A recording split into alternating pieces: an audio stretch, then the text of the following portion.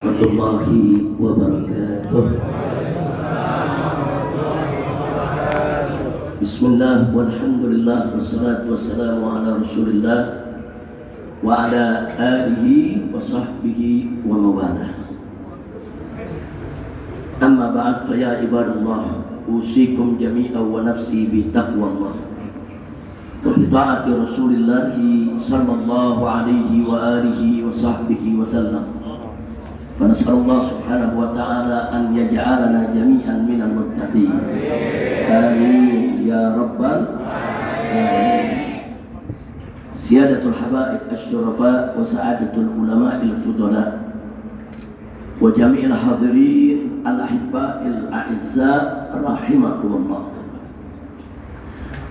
لقد تشرفنا باجتماع معكم في هذا المجلس الطيب المبارك، فنسأل الله سبحانه وتعالى أن يبارك لنا ولكم ويوفقنا وإياكم للنجاح والفلاح والاستقامة في الدين والدنيا والآخرة. Kepada para habaib, para kiai, para tuan-tuan guru, satu kehormatan bagi saya dan merupakan kebahagiaan tersendiri. Pada hari ini saya bersama beberapa menantu saya dan sahabat saya bisa bersilaturahim ke seluruh jamaah daripada Masjid Miftahul, di mana di masjid ini, di tempat ini, di wilayah ini, dulu saya punya seorang sahabat yang sangat baik, seorang guru yang sangat tawadu, seorang guru yang begitu peduli dengan perjuangan Islam, yaitu almarhum wal maghfurullah Asy-Syaikh Kiai Haji Muhammad Abid Ahmad rahimahullahu ta'ala rahmatal abrar. Beliau sahabat kami dalam perjuangan, dan beberapa kali saya hadir dalam acara majelis atau hari besar Islam, baik di masjid ini atau di rumahnya, baik di waktu ba'da subuh maupun di malam hari. Dan beliau juga beberapa kali selalu menyempatkan diri untuk bisa hadir di Petamburan. Bahkan pada saat saya hijrah ke Makkah sekalipun, beliau membawa keluarganya, jamaahnya mampir ke tempat tinggal saya di Makkah. Jadi saya tidak pernah lupa, dan beliau orang yang tawadu, orang yang nggak banyak ngomong ya kawan, tawadu, tuan guru yang luar biasa.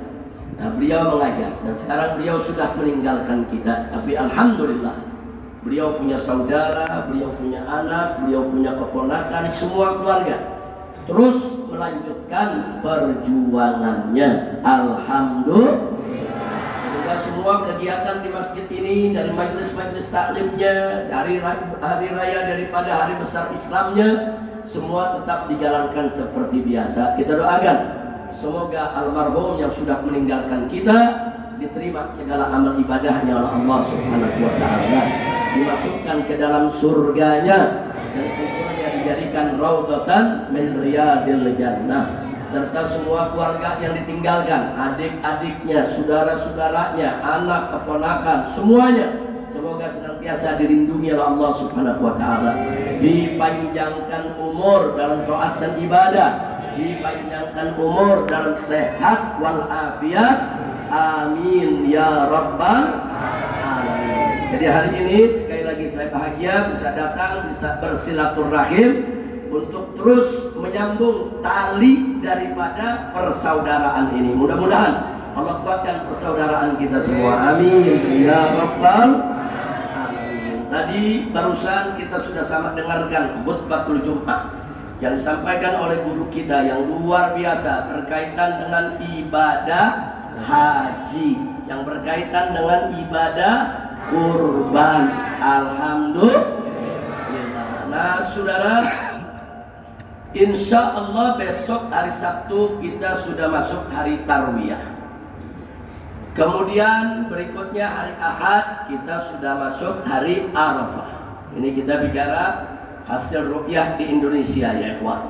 Dan insya Allah hari Senin kita sudah berlebaran. Sementara hari Selasa, Rabu, Kamisnya kita masuk Ayyamut Tasyrik. Nah, kita mulai dari yang pertama barusan. Kenapa saudara tanggal 8 Dzulhijjah, insya Allah besok hari Sabtu, kok disebut hari Tarwiyah? Tarwiyah itu secara lugah artinya ragu, nggak yakin, sudah. Nah, kenapa hari itu kok disebut hari keraguan? Sebab saudara, di hari itu Nabi Allah Ibrahim alaihissalam masih ragu dengan hasil mimpinya. Jadi sebelum hari itu Nabi Ibrahim mimpi. Allah ceritakan dalam Al-Quranul Karim bagaimana Nabi Ibrahim berkata kepada anaknya, yaitu Nabi Ismail, qala ya bunayya inni ara fil manami anni asbahu fanzur madza tara. Jadi Allah ceritakan dalam Al-Quranul Karim bahwa Nabi Ibrahim berkata kepada putranya Ismail. Apa kata Nabi Ibrahim alaihissalam? Ya bunayya, hei putraku, inni ara fil manam, aku lihat dalam mimpi. Ingat, mimpinya Nabi gak sama dengan mimpi kita. Kalau mimpinya para Nabi itu ru'yah shadiqah, mimpi yang benar, sudah. Nah, mimpi yang benar itu merupakan bagian dari wahyu Allah Subhanahu wa ta'ala. Jadi Nabi Ibrahim mengatakan kepada anaknya, ini arafil manam, aku lihat dalam mimpi, yang tidak lain dan tidak bukan mimpi itu, saudara, mimpi seorang nabi datang dari Allah. Anni asbahu, bahwa aku ini harus menyembelihmu, harus menyembelihmu.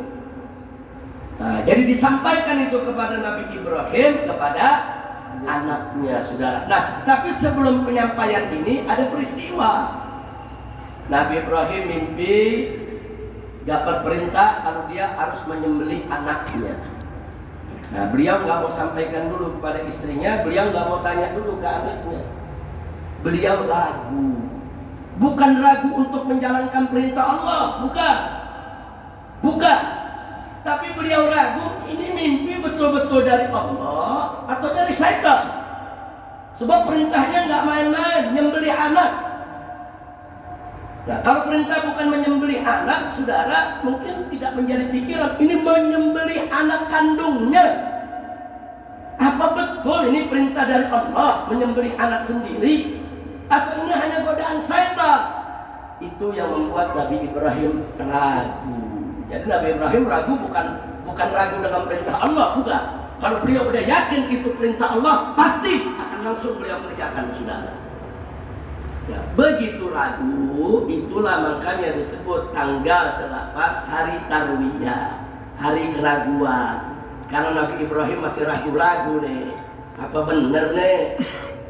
Datang lagi itu mimpi, saudara.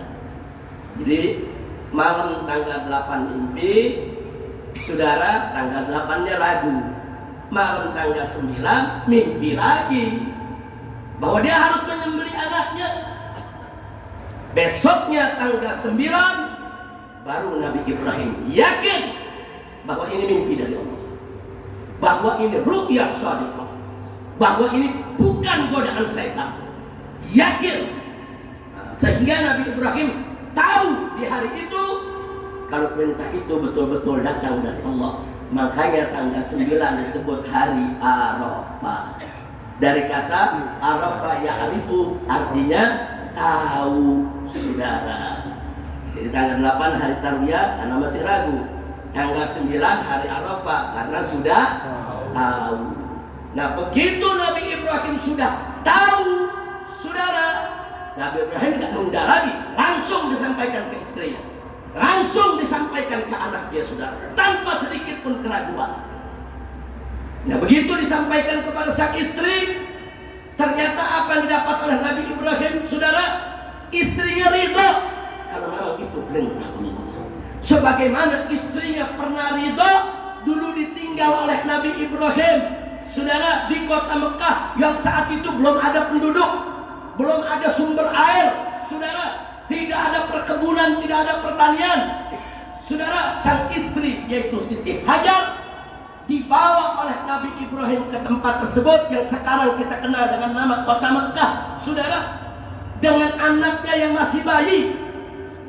Begitu mau ditinggalkan, Siti Hajar cuma nanya, wahai suamiku, ini kemauanmu atau perintah Allah? Itu aja pertanyaan. Kalau ini kemauanmu, aku protes. Aku tidak terima. Bagaimana bisa istri dan anak tinggal di padang pasir begitu aja, saudara? Sekelilingnya gunung-gunung, bebatuan, air nggak ada. Tapi kalau ini perintah Allah, kerjakan, tinggalkan kan. Kalau Allah yang perintahkan, maka sekali Allah pasti akan jagakan. Subhanallah. Ini imannya luar biasa ini, saudara. Mau tinggal di padang pasir, nggak ada penduduk, nggak ada perkebunan, nggak ada orang di sana, saudara. Nah, akhirnya Nabi Ibrahim mengatakan ini perintah Allah. Begitu Siti Hajar dengan itu perintah Allah, dia rela, silakan kau tinggalkan kami sini. Subhanallah. Akhirnya terjadilah apa yang terjadi, kita tahu dalam sejarah, saudara. Allah berikan air Zam-Zam muncul di situ. Kemudian akhirnya musafir dari Yaman, kalau mereka mau berangkat ke negeri Sam, saudara, bawa barang dagangan lewat kota Mekah. Begitu lihat ada di Mekah itu sumber air, sebagian dari mereka minta izin kepada Siti Hajar untuk tinggal di situ, saudara. Akhirnya mulai ada penduduk, dan seterusnya. Yang pertama kali tinggal di tempat tersebut adalah Siti Hajar dan Nabi Ismail alaihi wassalam. Jadi Siti Hajar mengatakan kepada Nabi Ibrahim, kalau memang perintah Allah sembelih, sembelih. Dulu kau tinggalkan aku di sini karena itu perintah Allah. Aku yakin, aku ridho. Apalagi sekarang sekedar potong. Subhanallah. Ini iman luar biasa. Ini yang disebut iman tanpa keraguan, ya Allah. Enggak ragu. Kalau udah Allah perintah, kerjain aja. Kalau Allah udah suruh, kerjain aja. Enggak usah tanya kenapa begini, kenapa begitu. Mutlak, wajib kita taat kepada perintah Allah Subhanahu. Nah, itu yang ditunjukkan oleh Nabi Ibrahim dan istrinya serta anaknya, saudara. Nah, baru setelah itu ditanya anaknya. Itu cerita dalam ayat tadi. Kata Nabi Ibrahim kepada anaknya, bunayya, ini arafil manam, ini akbaru. Hei putraku, aku lihat dalam mimpi, aku dapat wahyu dari Allah, aku harus sembelih kamu. Fanzur madza tara. Coba lihat, bagaimana pendapatmu? Nah, jadi Nabi Ibrahim mau tahu pendapat anaknya bagaimana. Anaknya baru tumbuh remaja ini, sudah. Dari kecil jauh dari ayah, dari kecil nggak dipelihara oleh ayah. Ayahnya begitu ketemu, tahu-tahu memotong dia. Nggak bisa kita bayangkan itu, sudah. Nggak main-main ini peristiwa. Fanzur madza tara. Nabi Ibrahim nggak langsung bilang, aku mau potong sekarang, main betot dan tarik, enggak. Fanzur madza tara. Jadi Nabi Ibrahim menyampaikan, aku yakin ini perintah Allah. Ibumu juga yakin ini perintah Allah. Sekarang dia, fanzur madza tara. Bagaimana pendapat kamu? Apa dijawab oleh Nabi Ismail alaihissalam? Nabi Ismail mengatakan, Allah katakan dalam Al-Quran, qala ya abati. Dia berkata, ya abati, wahai ayahku, if'al ma tu'mar. Kerjakan saja apa saja yang kau diperintahkan oleh Allah. Satajiduni insyaallahu minas sabirin. Niscaya engkau akan dapatkan aku insyaallah dengan izin Allah sebagai orang-orang yang sabar. Subhanallah. Bapaknya taat kepada Allah, ibunya taat kepada Allah, anaknya juga ternyata taat kepada Allah. Bahkan tiga-tiganya punya iman tanpa keraguan. Nggak ada sedikit pun keraguan terhadap Allah Subhanahu wa ta'ala. Nah, akhirnya setelah Nabi Ibrahim melihat sikap istrinya yang begitu istimewa, sikap anaknya yang begitu mulia, saudara, barulah besoknya dikurbankan. Makanya besoknya tanggal 10 disebut Idul Kurban, hari raya kurban, saudara. Jadi itu ada rentetan peristiwa. Nah, jadi kalau tadi khotib kita di mimbar, saudara, menyuruhkan kepada kita untuk memperhatikan itu syariat haji, perhatikan itu syariat kurban. Jangan kita sepelekan. Ya, sudah seyogianya lah kita semua memperhatikan itu semua. Dan tadi ayatnya sudah dikutip oleh kiai kita, ustaz kita yang menyampaikan khutbah hari ini. Allah nyatakan dalam Al-Qur'anul Karim, faqala ta'ala walillahi 'alan nasi hajjul baiti man istata'a ilaihi sabila wa man kafara fa innallaha ghaniyyun 'anil 'alamin. Shadaqallahul 'azim. Luar biasa itu ayatnya, kawan. Allah nyatakan walillahi 'alan nasi hajjul bait. Saudara, bahwa umat manusia ini, umat Nabi Muhammad sallallahu alaihi wasallam wajib hijjul bait untuk menunaikan ibadah haji ke tanah suci, saudara. Wajib lillah, hanya bagi Allah, saudara. Siapa yang diwajibkan? Man istata'a ilaihi sabila.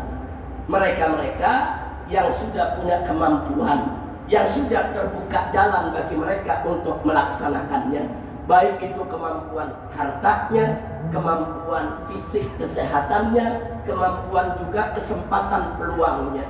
Saudara, kadang-kadang ada orang badannya sehat, duitnya banyak, belum bisa bikin haji karena mesti jagain ibunya yang sakit, saudara.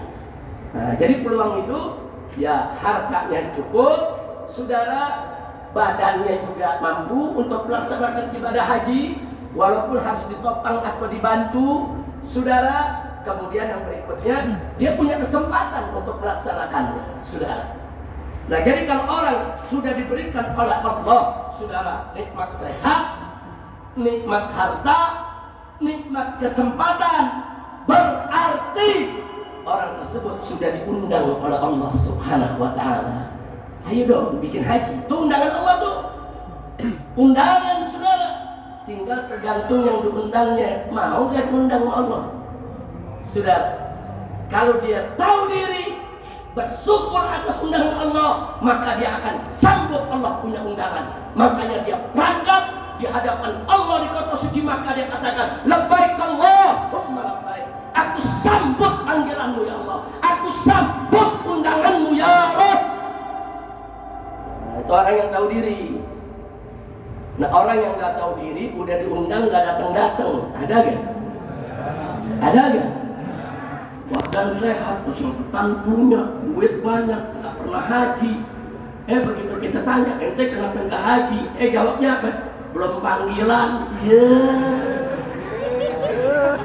Paling lu menyang. Siapa bilang belum panggilan? Ente dapat nikmat sehat dari Allah, dapat nikmat harta dari Allah, dapat nikmat kesempatan dari Allah. Berarti ente sudah dipanggil. Cuman entenya yang nggak tahu diri, nggak pernah mau daftar, nggak pernah mau setor haji, nggak pernah mau berangkat. Begitu ditanya ente bilang belum dipanggil. Unyil. Ada nggak yang model begitu? Banyak. Kalau ceramah di sini aja dah. Jawabnya banyak, gua hadir. Jangan-jangan lu lupa deh. Jangan jawab banyak. Ada gak? Ada gak? Yang mana orang? Jangan.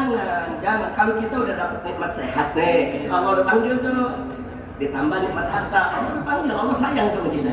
Dikasih nikmat kesempatan, sudah berangkat haji, sudah. Berarti kita sudah dipanggil oleh Allah.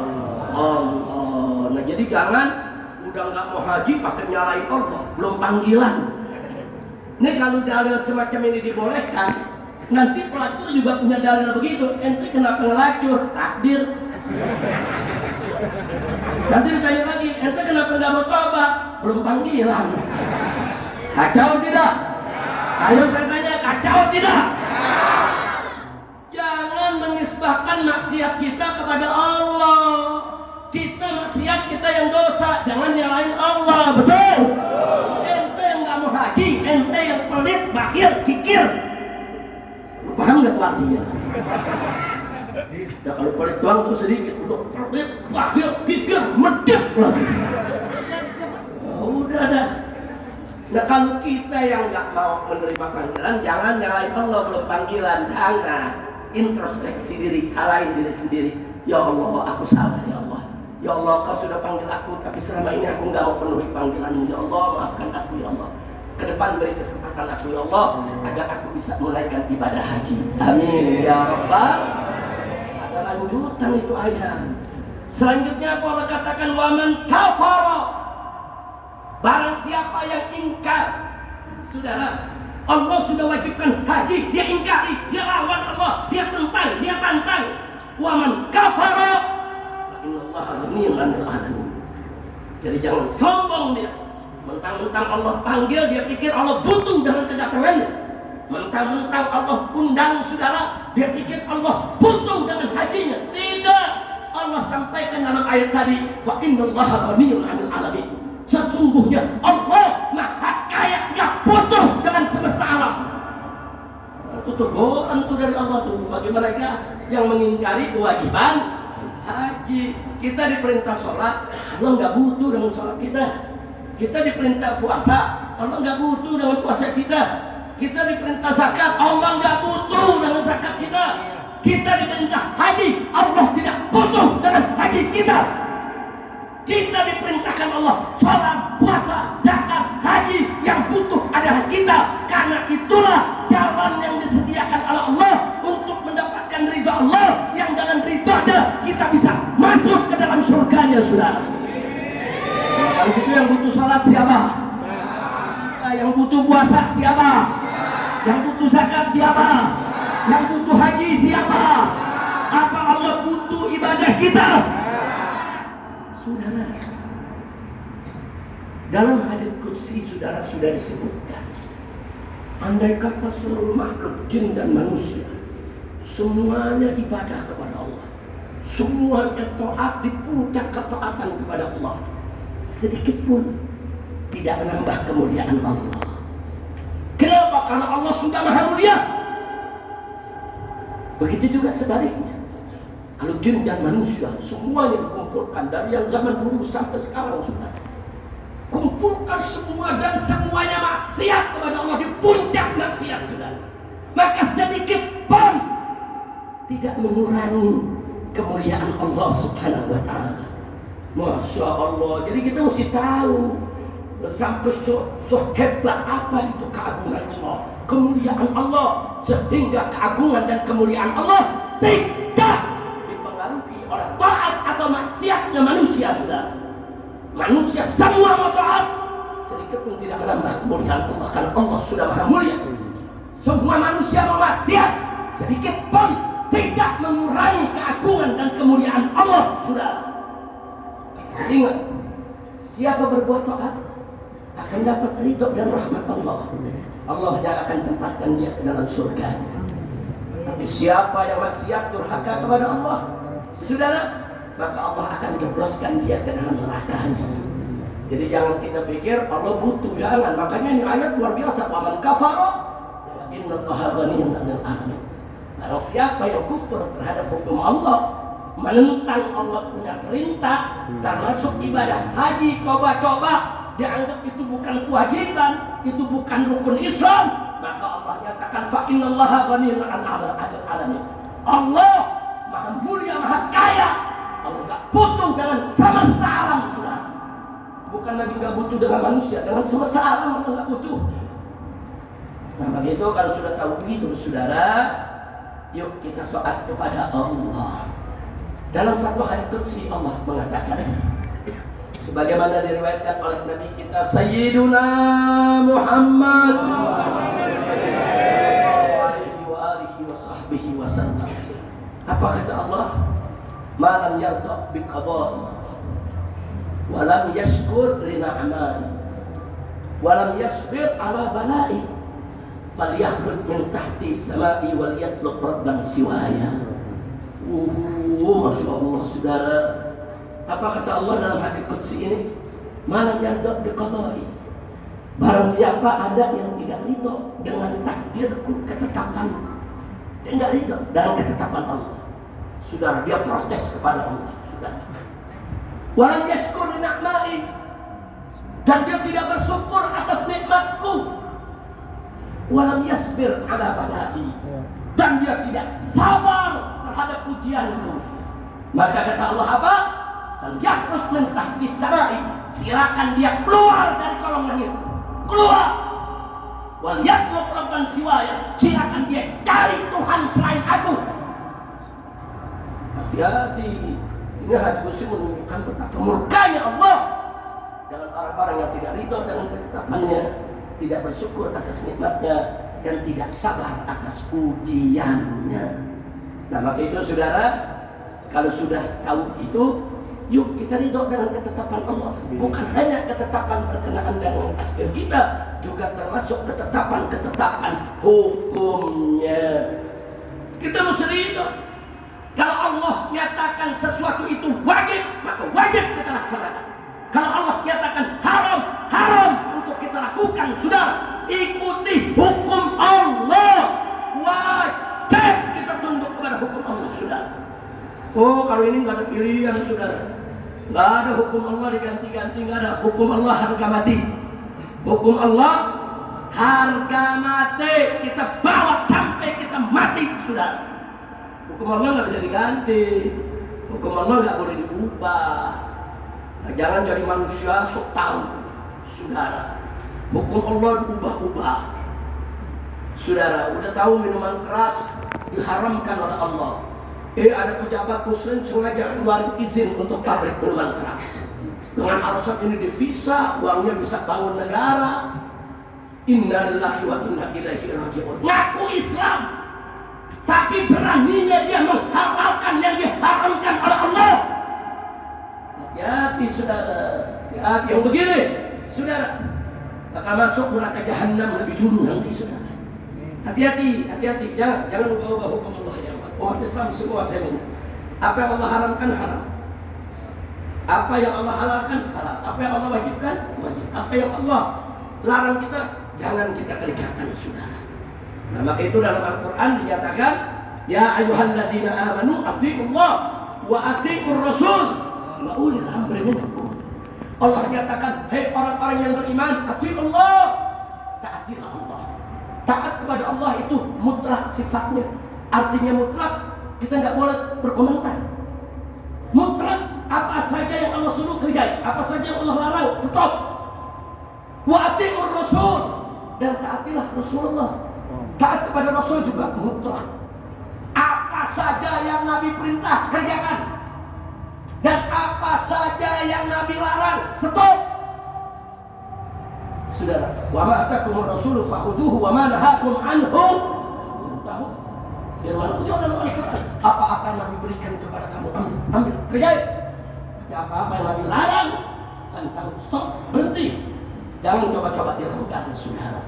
Taat kepada Allah mutlak, taat kepada Rasul juga mutlak. Terus dalam Al-Quran diatofkan wa ulil amri minkum. Allah enggak katakan wa atiiu ulil amri minkum, tapi Allah katakan wa ulil amri minkum. Artinya dan dalam kurung. Taati juga, taatinya pakai dalam kurung nih. Artinya apa? Ada syarat, saudara. Dan taati juga ulil amri minkum. Siapa itu ulil amri? Dalam urusan dunia, umara, pemerintah, saudara. Tapi dalam urusan agama, akhirat, ulama, mereka adalah ulil amri kita, saudara.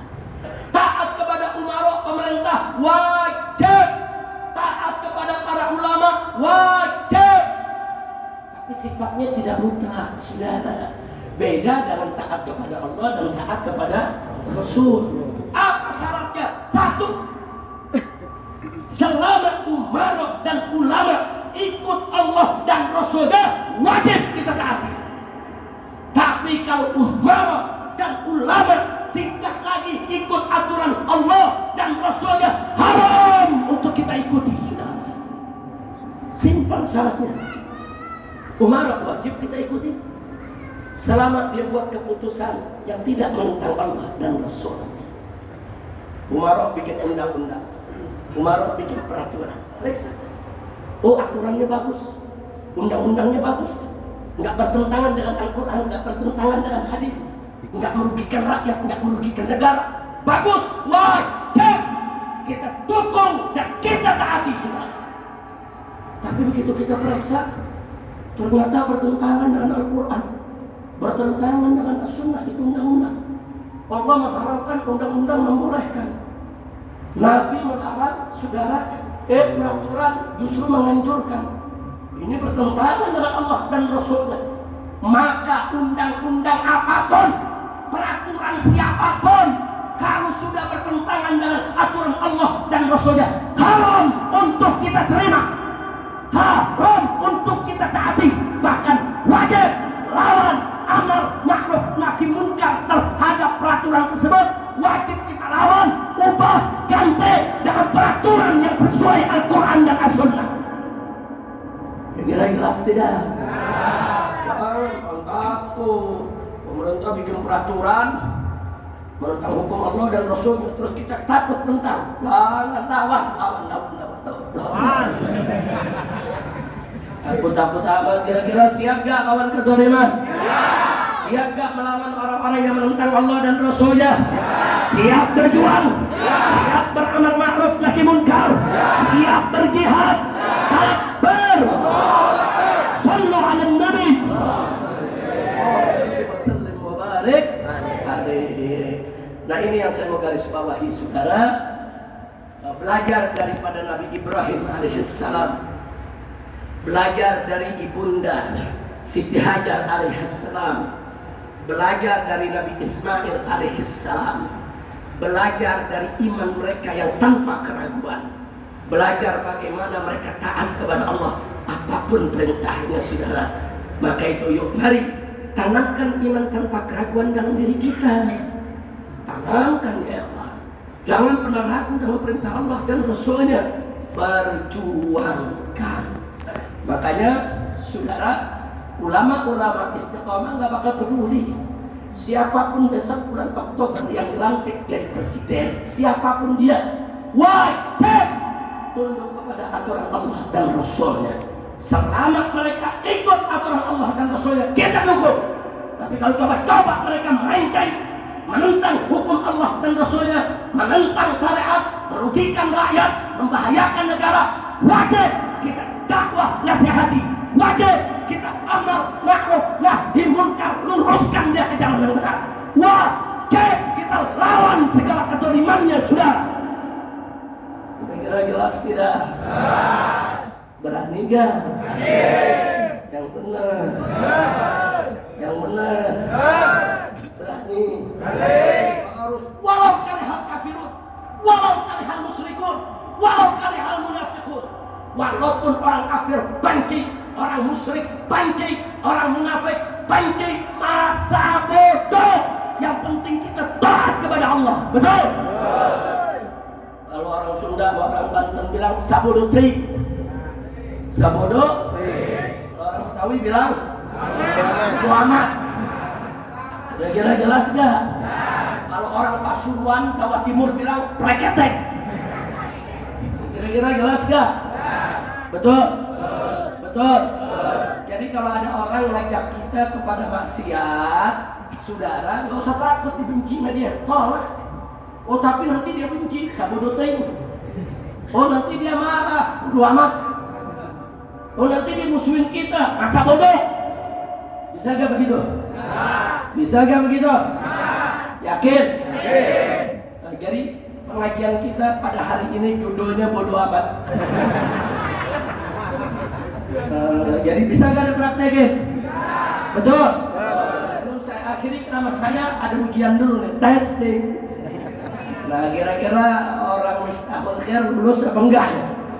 Nah, siap dites? Siap dites? Saya mau tanya semua, siap tegakkan keadilan? Siap lawan kezaliman? Takbir!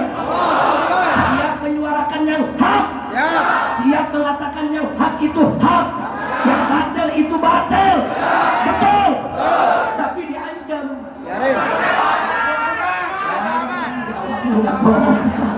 Tapi diancam bodo amat. Begitu dong. Belum lulus. Ini ada ini nggak ada pengulangannya? Sekali lagi, ulangi. Kompak dong jawabnya. Ayo sekali lagi, siap amar ma'ruf nahi munkar. Siap lawan kezaliman. Siap lawan kebohongan. Siap lawan korupsi. Siap tegakkan syariat Islam. Betul. Tapi nanti dibenci. Nanti diancam. Nanti dipanggil polisi. Nanti dipenjara. Takbir. Tuh, sallu ala nabi. Dipanggil polisi, bodoh amat. Kira-kira bisa nggak begitu? Lo kalau lagi tablet saya lihat umat semangat banget. Allahu Akbar, habib, takbir, habib, Allahu Akbar. Ya begitu gua di penjara pada ngumpet. Kacau dah. Udah nengokin enggak. Ya kalau nggak nengokin nggak apa-apa, nasi buduk ke kiri setiap pagi. Aduh, ada lagi. Begitu saya ditangkap, saudara jamaah lari. Di pojok dia bilang, alhamdulillah untung habib doang ditangkap. Ya Allah, kacau dah. Kacau dah. Insya Allah jamaah Miftahul nggak begitu. Amin. Ya Rabbal Alamin. Nah jadi sekali dipakai tuh ilmu bodoh amat pakai. Tapi ini jangan salah pakai. Maksudnya salah pakai beb. Ente tidur subuh dibangunin namanya. Bangun sholat subuh bodoh amat. Kok kacau tuh. Itu salah penggunaan, betul? Betul. Jadi kalau dibangunin sholat subuh bangun sholat subuh. Yang bodoh amat tuh kalau kita mengatakan yang hak diancam bodoh amat, dia benci bodoh amat. Ayo sekali lagi nih. Jangan gagal. Tadi udah lulus tapi nilainya 90. Sekarang mesti 100. Setuju? Setuju? Siap lawan kemungkaran, siap lawan kemaksiatan, siap lawan kecurangan, siap lawan kebohongan, siap lawan korupsi, siap lawan bajingan, siap lawan orang-orang brengsek, siap lawan pejabat-pejabat jahat. Betul? Betul. Tapi diancam bodoh amat. Tapi dibenci bodoh amat. Tapi difitnah. Tapi disebut teroris. Tapi disebut radikalis. Tapi dimusuhin. Rekeningnya dibekuin. Organisasinya dibubarin. Majlisnya ditutup. Nggak boleh keluar kota. Nggak boleh bertamu. Ditangkap. Diperiksa. Dipenjara. Dibunuh. Takbir. 100. Nah cukup. Mudah-mudahan Allah berkahi kita semua. Jadi saya senang. Saya datang kemari ceramah sebentar. Saudara umat di sini masya Allah. Baru ceramah 5 menit udah paham. Alhamdulillah. Ada pejabat puluhan tahun dinasehatin udah paham. Bahkan ada yang bilang profesor, dokter dikasih tahu nggak ngerti. Orang Miftahul Khair masya Allah 5 menit dikasih tahu paham. Ujian langsung lulus. Alhamdulillah.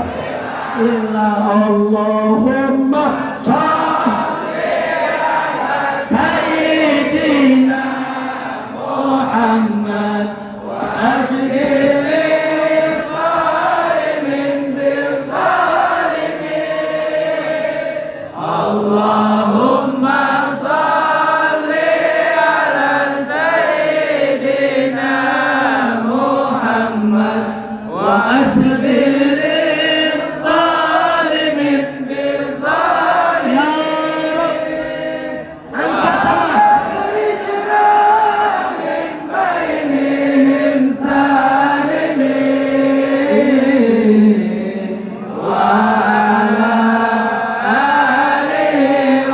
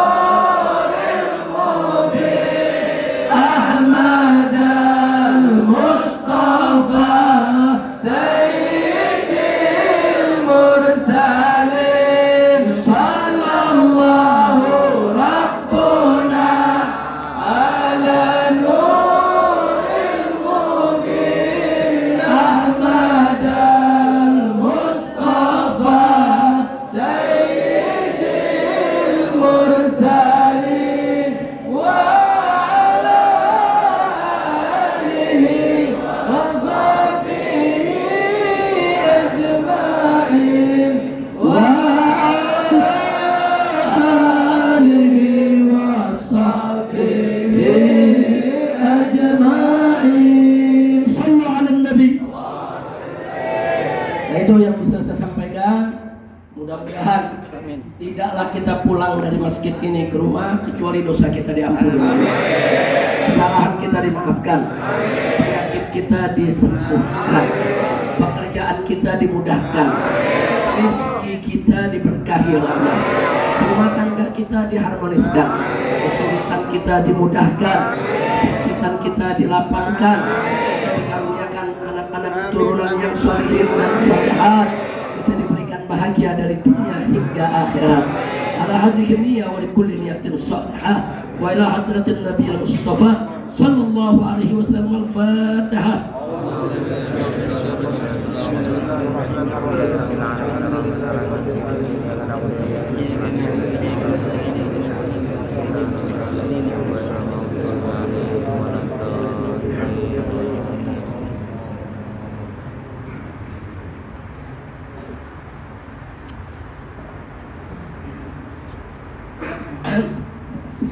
Sekian yang bisa kita sampaikan. Sekali lagi saya ucapkan terima kasih kepada segenap pengurus Masjid Miftahul Khair, kepada segenap para kiai, para ustadz, para muallim, wabil khusus kepada segenap keluarga besar almarhum Kiai Haji Muhammad Abil Ahmad rahimahullahu ta'ala wa ghafarahu maghfiratan jami'ah. Insyaallah sebelum saya akhiri, saya mengundang semua yang ada di sini, semua. Insyaallah tanggal 1 Muharram bertepatan dengan